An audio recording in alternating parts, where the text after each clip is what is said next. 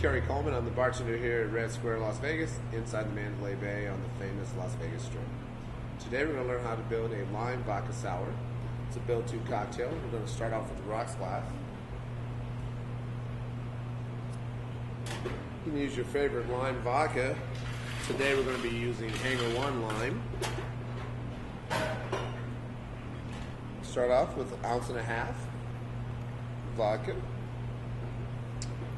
And then you top that off with sour mix, a little sweet and sour.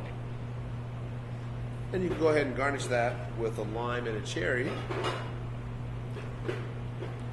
And you got a nice refreshing cocktail. Again, I'm Kerry Coleman here at Red Square, Las Vegas. Stop by sometime.